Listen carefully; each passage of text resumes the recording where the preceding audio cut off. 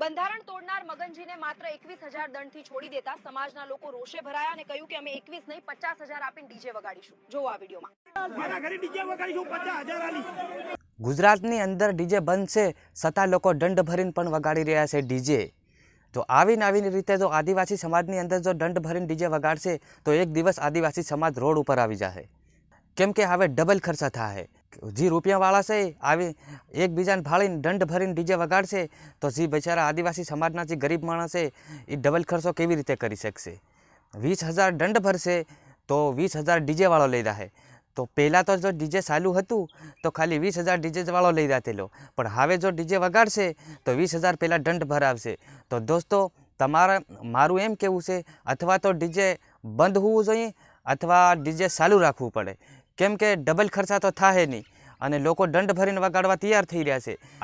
અથવા ડીજે ચાલુ રાખો અથવા કોઈ બી માણસ દંડ ભરીને ડીજે વગાડવા કહે તો પણ ન વગાડવું અને દંડ ભરવો નહીં અને વગાડવું નહીં. જો દંડ ભરીને જો કોઈ ડીજે વગાડે તો એના માથે કાયદેસર કાર્યવાહી થાય. કે દંડ ભરીને તમે રૂપિયાવાળા હોય દંડ ભરીને ડીજે વગાડશો તો કોઈ ગરીબ માણસ હોય એ બિચારા ડબલ ખર્ચો કઈથી કરી શકે. તો લોકો કાયદામાં રહેતા નથી, કાયદાનું ઉલ્લંઘન કરી રહ્યા છે. તો દોસ્તો આ વિડીયોમાં તમારું શું કહેવું છે? ડીજે ચાલુ રાખવું પડે કે બંધ રાખવું પડે? મને કમેન્ટ કરીને જરૂર બતાવજો. જય માતાજી.